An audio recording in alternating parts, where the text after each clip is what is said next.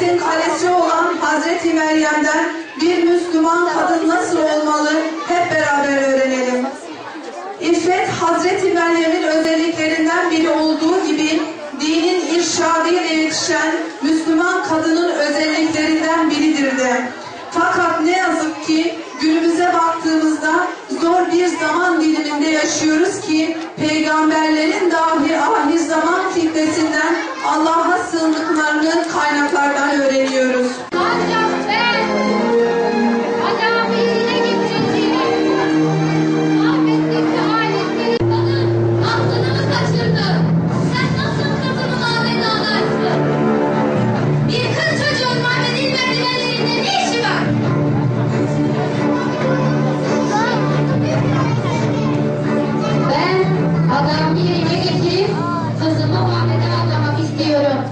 Ben onun adını Meryem koydum.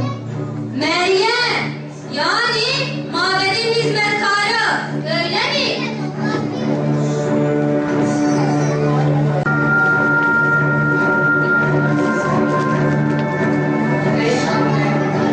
Allah Meryem'i kabul etti. Onu götür ve zamanı gelinceye kadar ona iyi bak. Allah İmran ailesi üzerindeki nimetini tamamlayacaktır. Rabbim, adamı kabul buyurduğun için sana şükürler olsun, sana şükürler olsun.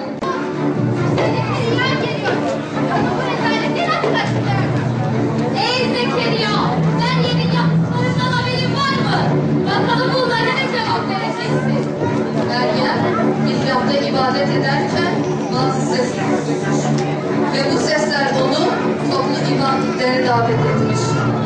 Bundan dolayı ibadetgaha girip namaz kılmış. Bunu ondan Allah istedi. Bir kadına vahiy mi gelmiş? Koy bir kıza. Olacak şey mi? Süleyman mabedinde yıllarını Allah'a adamış. Taşı, sakalı, mabedin hizmetinde artmış. Bunca din adamları dururken ilham almak Meryem'e mi kaldı? Senin peygamberlik iddia ettiğin yetmiyormuş gibi şimdi de Meryem mi çıktı? Sen ne dediğinin farkında mısın? Allah kadınlarla konuşur mu? Sen ne diyorsun? Sen kadınlarla erkekleri eşit mi tutuyorsun? Sen iğrenç ve çirkin bir iş yaptın Meryem. Sen günahkarsın Meryem, günahkar.